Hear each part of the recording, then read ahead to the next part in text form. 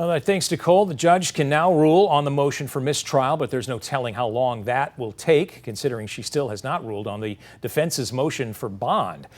Our team coverage continues now with attorney Michael Timberlake. He joins us live in our studios. Thanks for being here, Michael.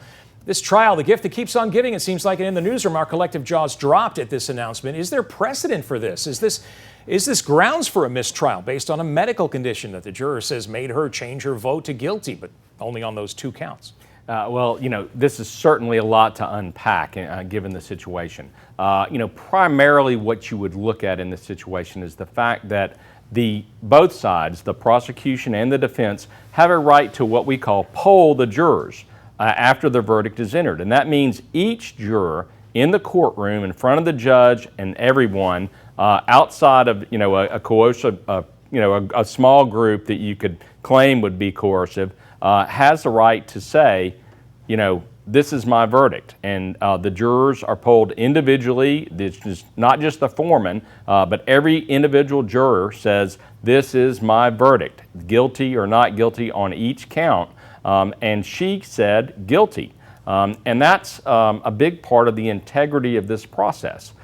So you allow the jurors to say whether they agree or voice concerns about whether they were coerced or tell the judge, the jury, or the bailiff at any point in time that this is not the verdict that they want to enter or they believe is appropriate. And she didn't do that. Yeah. And she actually comes back and says, no, I didn't tell them the truth. Now, that's when it becomes a real problem with the integrity of the process. Now, you heard Nicole say that she was also coerced into changing her vote. You mentioned that. Apparently she was the lone holdout. The jury even came back at one point and said to the judge, look, we're hung.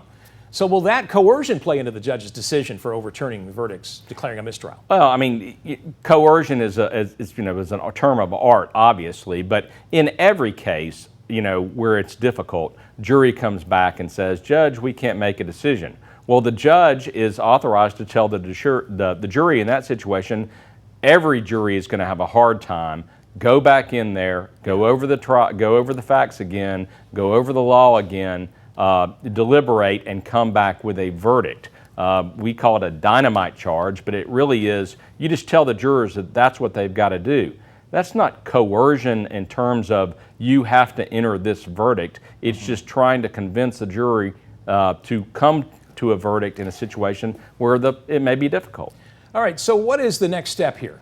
Well, the judge has a very, very difficult decision in terms of what happens down the road. But, what we're going to see, and that's, what you alluded to in the opening, was there are other jurors. There were, 12 jurors in that room that were there with her. The judge has the right to either interview them, personally or bring them in and question them under oath to determine whether this one juror's recantation or her recollection of what happened during the deliberation was accurate or not. Their testimony is going to be considered in determining whether or not her testimony would be enough for the judge to grant a mistrial. I would think that given the circumstances that would not be a mistrial would not be granted, but again, the judge has a lot of work to do to make that determination. Attorney Michael Timberlake, we appreciate your insight. Thanks for joining us tonight. Thank you. All right, obviously this is